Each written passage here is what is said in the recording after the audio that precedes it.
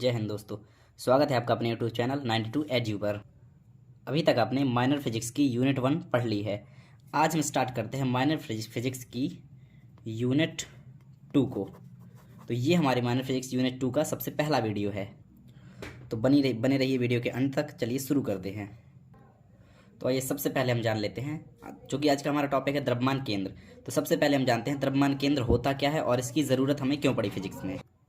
क्योंकि द्रव्यमान केंद्र की परिभाषा में होता है कि किसी पिंड का वह बिंदु जहां पर उसका संपूर्ण द्रव्यमान केंद्रित होता है।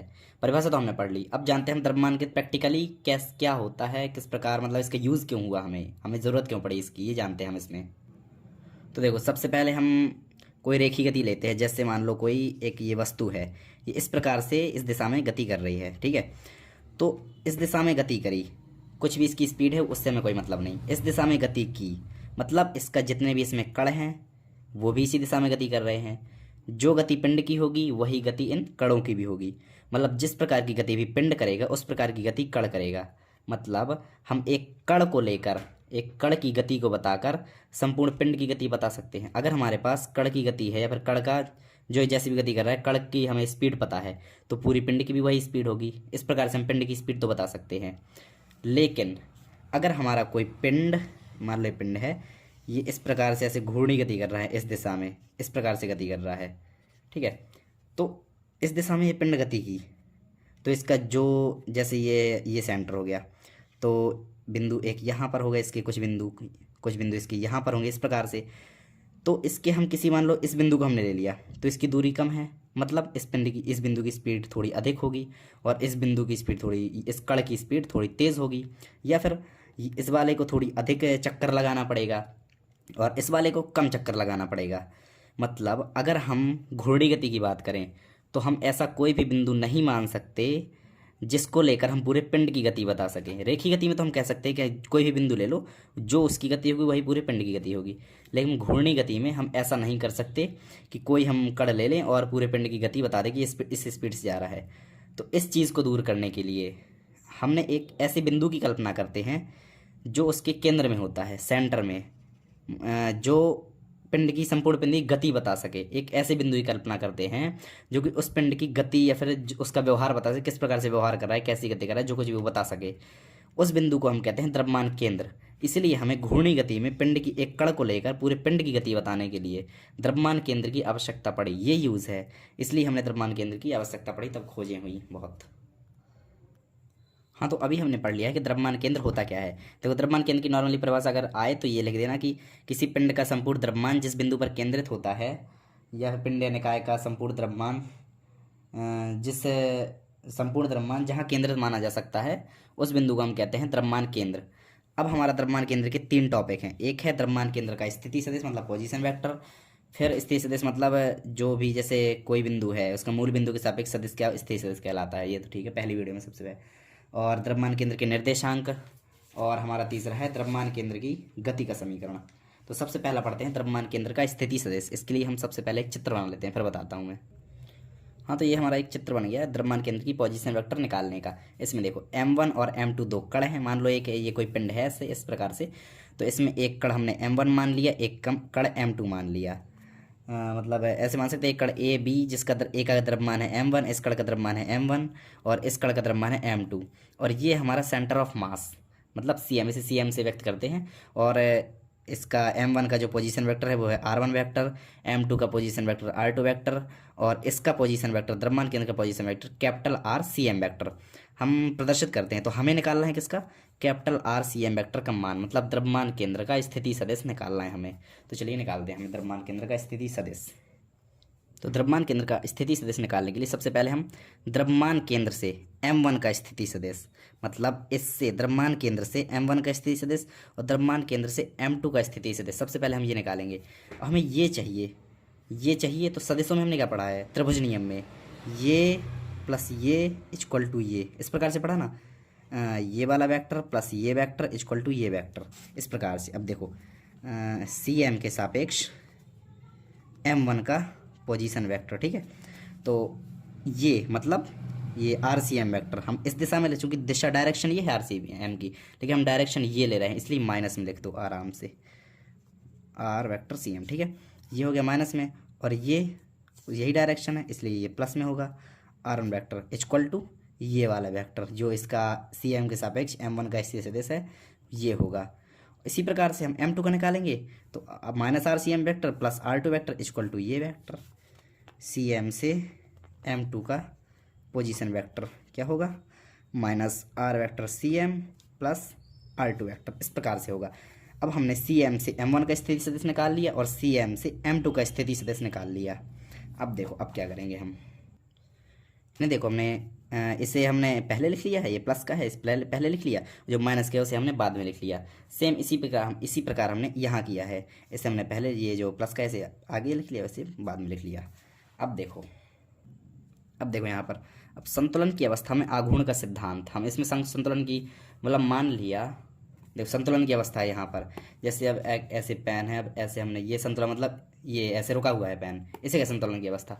तो संतुलन की अवस्था में आघूर्ण के सिद्धांत से देखो क्या होता है, M1 का CM के सापेक्ष पोजीशन वेक्टर, M1 का CM के सापेक्ष पोजीशन वेक्टर और M2 का CM के सापेक्ष पोजीशन वेक्टर। इस प्रकार से देखो पहले M1 मतलब ये द्रव्यमान इसका M1, ठीक है। अब इसका CM के सापेक्ष पोजीशन वेक्टर क्या निकला हमारे पास, ये निकला normally R1 vector RCM vector, ये लिख देंगे हम, ठीक है। और इक्वल टू, और दूसरा जो होता है M2 वो हमारा माइनस में होता है इस प्रकार से, या फिर दोनों को प्लस करके 0 लिख दो बस। तो हमने डायरेक्ट पक्षांतर करके लिख लिया है यहाँ पर M2 और R2 vector minus RCM vector. इस प्रकार से ये होता है हमारा संतुलन की अवस्था में आघूर्ण का सिद्धांत, संतुलन की अवस्था में। अब देखो हम M1 का अंदर गुणा कर लेंगे, M2 का अंदर गुणा कर लेंगे, M1 R1 vector minus M1 RCM vector minus M2 R2 vector plus M2 और CM वेक्टर, ठीक है। इस प्रकार से अब देखो अब M1 R1 M2 R2 हम एक तरफ ले आते हैं, M1 R1 plus M2 R2 vector लगा दें इक्वल टू ये वाला M2 RCM M1 RCM, मतलब M1 उस तरफ ले जाओ, M1 R vector CM plus M2 R vector CM। इसे हम एक बार इस वाले पक्ष को हम इस तरफ लिख लेते हैं, इस वाले इस तरफ लिख लेते हैं इस प्रकार से। और इससे RCM हम कॉमन लेते हैं, यहाँ कैपिटल है, इससे हम RCM कॉमन ले लेंगे, CM हमने कॉमन ले, यहाँ क्या बचा M1 प्लस M2 और यहाँ पर M1 R1 vector plus M2 R2 vector. इस प्रकार से हमारे पास ये बचा। हमें इसकी वैल्यू निकालना है, इसे पक्षांतर कर दो बस, तो हमारे पास R वेक्टर CM की वैल्यू क्या निकल आएगी, M1 R1 vector plus M2 R2 vector upon M1 plus M2। ये होता है हमारा द्रव्यमान केंद्र का स्थिति सदिश।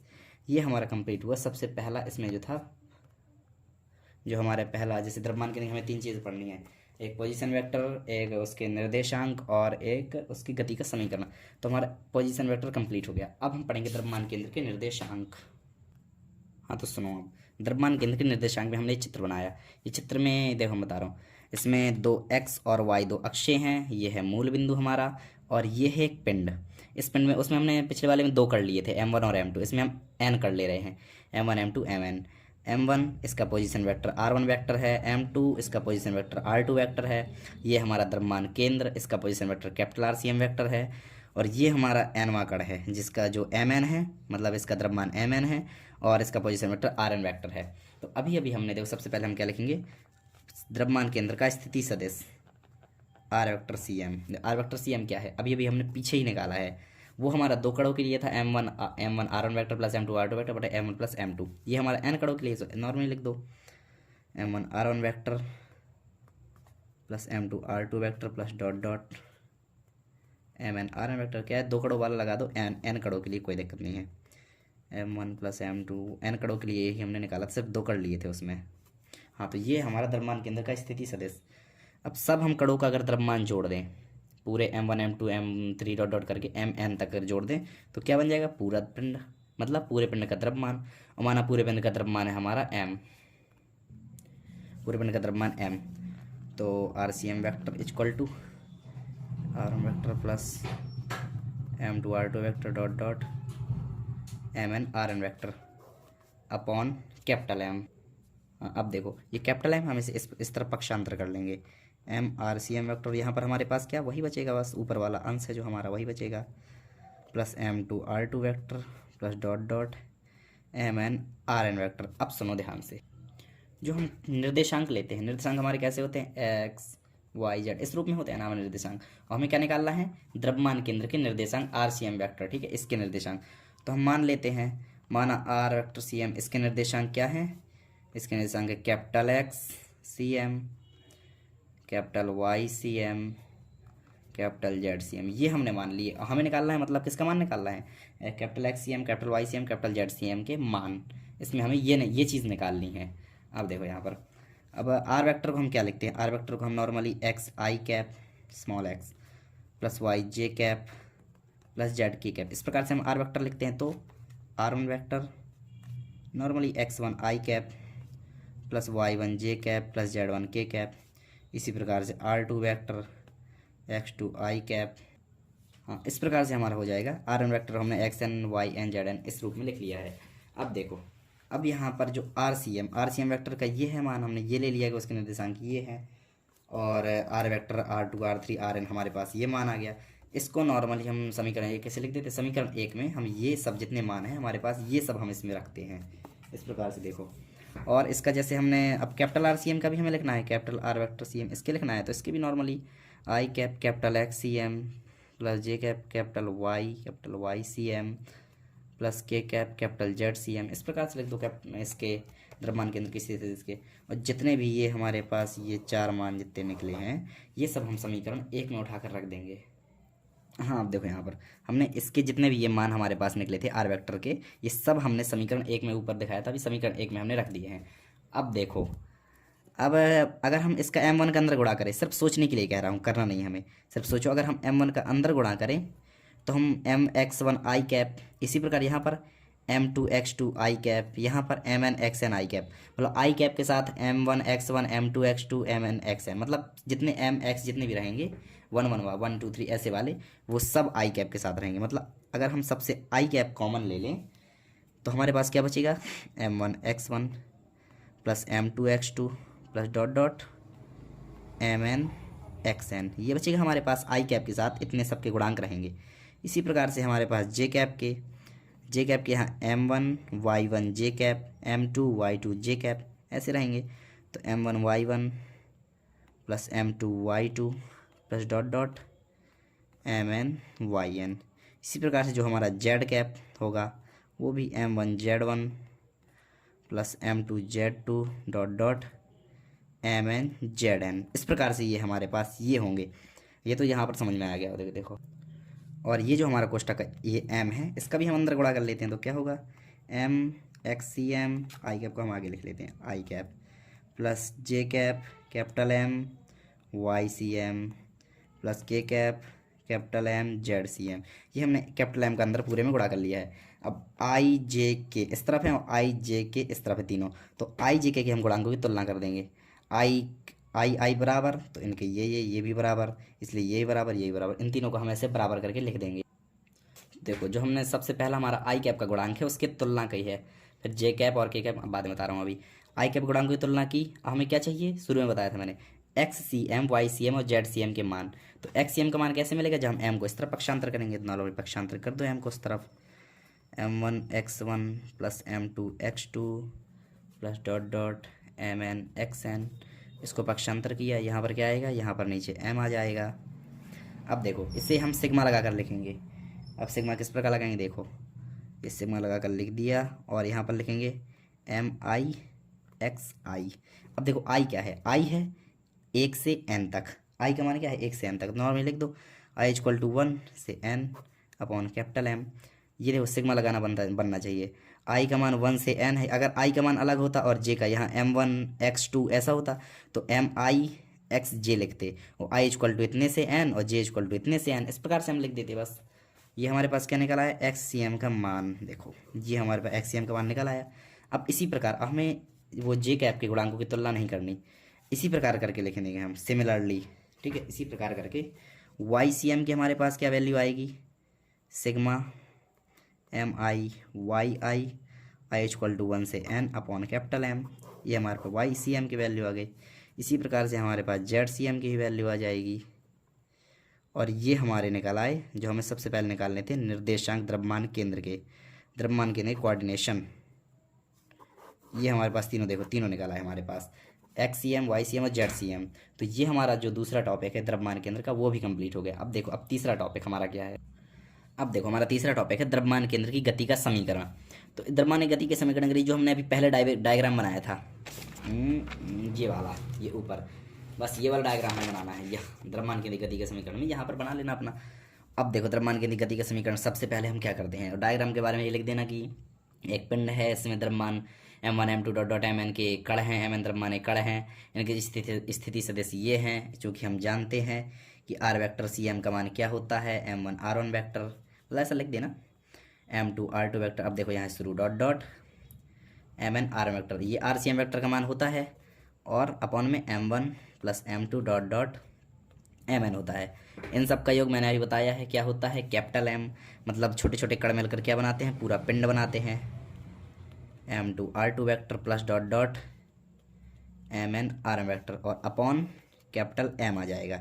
ये हो गया हमारे R वेक्टर Cm। M का इस तरफ पक्षांतर कर दो, R वेक्टर Cm, यहाँ पर हमारे पास M1 R1 vector, M2 R2 vector dot dot Mn R1 vector. अब देखो अब हम क्या करेंगे, यहाँ से देखो अब हम इसका t के सापेक्ष अवकलन करेंगे, लिख देंगे उपरोक्त समीकरण का t के सापेक्ष अवकलन करने पर, ठीक है। t के सापेक्ष अवकलन जब करेंगे तो कैपिटल M, ये हमारा जो फिक्स है, मतलब जो क्या कहते हैं नियत है, तो ये हमारा आगे आ जाएगा। इसका क्या होगा normally dr vector Cm upon dt, इस प्रकार इस M1 बाहर और dr1 vector dt plus M2 dr2 vector dt। हाँ देखो ये वाली वीडियो काफ़ी लंबी हो गई है, लेकिन इसमें पूरा द्रव्यमान के जो आपका सेंटर ऑफ मास है वो पूरा कंप्लीट हो गया है इसमें, तो पूरी देखना इस वीडियो को, देखो तीनों जो टॉपिक है द्रव्यमान के अंदर वो पूरे कंप्लीट है इसमें। हाँ तो देखो यहाँ पर हमने कर दिया है इनके अवकलन टी के सापेक्ष। अब टी के सापेक्ष मतलब देखो अगर D R upon D T, ये क्या लिखा है, ये लिखा है स्थिति परिवर्तन की दर, और स्थिति परिवर्तन की दर सूत्र क्या कहलाता है, ये कहलाता है वेग। स्थिति मतलब स्थिति परिवर्तन की दर को वेग कहते हैं, वेग की परिभाषा होती है। और ये भी है स्थिति परिवर्तन की दर, ये सब स्थिति परिवर्तन की दर लिखी, तो इसे क्या लिखेंगे, एम कैपिटल भी, मतलब ऐसे बड़ा सा भी बना देंगे, VCM वेक्टर बराबर M1 V1 vector M2 V2 vector dot dot Mn Vn vector. ये देखो हमारे पास ये इक्वेशन प्राप्त हो गई, ये वेग के रूप में हमारी इक्वेशन प्राप्त हो गई। और ये क्या है, ये है द्रव्यमान केंद्र का वेग, ये है प्रथम कण का वेग V1, V2 है द्वितीय कण का वेग, ये हमारे nवें कण का वेग, ये हमारे पास। अब हम इसका फिर से t के सापेक्ष अवकलन करेंगे, तो लिख देंगे उपरोक्त समीकरण का t के सापेक्ष अवकलन करने पर। हाँ तो देखो यहाँ पर जो पिछला हमारा समीकरण था उसका हमने t के सापेक्ष फिर से अवकलन कर दिया एक बार फिर से, तो हमें क्या मिलेगा, ये हम t के सापेक्ष अवकलन v vector small e vector, और ये हमारा क्या लिखा है, ये लिखा है वेग परिवर्तन की दर टी के सापेक्ष, यही वेग, ये भी वेग परिवर्तन की दर। और वेग परिवर्तन की दर क्या होता है, वेग परिवर्तन की दर होता है त्वरण। तो कैपिटल M, यहाँ पर थोड़ी बड़ा सा ये बना देंगे, कैपिटल यानी बड़ा ए थोड़ी बना देंगे हम, और ये M1 A1 vector plus M2 A2 vector, और ये ACM, ये हमारा द्रव्यमान केंद्र का त्वरण, एक्सिलरेशन जिसे कहते हैं। और ये है हमारा, ये है प्रथम कण का त्वरण, द्वितीय कण का त्वरण, और तृतीय कण का नहीं nवें कण का त्वरण, ये हमारे पास हो गए। अब देखो यहाँ पर द्रव्यमान केंद्र की गति के समीकरण में हमें क्या निकालना है, हमें निकालना है ए वेक्टर Cm का मान, इसकी वैल्यू हमें निकालनी है। अब देखो आपने Ma, ये तो कहीं पढ़ा होगा ना, M इंटू ए क्या होता है, ये होता है F बराबर Ma, F बराबर, एक सेकंड देखो, F बराबर Ma, ये तो आपने पढ़ा है ना। देखो ये लिखा है Ma, जैसे क्या लिखोगे F1 वेक्टर, जब 1 1 है दोनों में तो 1 लिखोगे, इसे लिखोगे F2 वेक्टर डॉट डॉट, इसे लोगों के Fn वेक्टर। ये हमारे पास क्या है, ये हमारे पास A, यहाँ पर भी Ma हम कर सकते थे, लेकिन हमें निकालना है A वेक्टर Cm, इसलिए हमने यहाँ पर नहीं किया। देखो कैपिटल M है, इसे हम नीचे पक्षांतर कर देंगे, तो A वेक्टर Cm, जब हमें इसका मान निकाला, कैपिटल M को नीचे भेज दो नॉर्मली। ये देखो हमने इसे M को नीचे भेज दिया और इसे ज्यों का त्यों लिख दिया। अब इसे हम सिग्मा लगा कर लिखेंगे, सिग्मा लगा कर देखो, अभी मैंने पहले ही बताया, फिर से बता रहा हूँ। तो A वेक्टर 1 2 3 n तक जा रहा है, तो इसे I लिख दो। वो I कहाँ से कहाँ तक है, I 1 से एन तक है, सो आई इक्वल टू 1 से एन लगा दो, अपॉन में कैपिटल एम लिख दो। तो ये हमारे पास आ गया द्रव्यमान केंद्र की गति का समीकरण। तो हमने जो द्रव्यमान केंद्र के तीनों टॉपिक हैं, सबसे पहले स्थिति सदिश पढ़ा, फिर उसके निर्देशांक और गति का समीकरण, हमने तीनों चीज़ें जो पढ़ ली हैं वो चीज़ें द्रव्यमान केंद्र का पूरा उसमें नॉलेज हो गया। देखो अब हमारा जो अगला टॉपिक रहेगा वो रहेगा रैखिक संवेग। तो गाइज इस वीडियो को यहीं तक एंड करते हैं और मिलते हैं अगले वीडियो में। और गाइज चैनल को सब्सक्राइब कर दी। वीडियो देखने के लिए thank you so much, bye bye.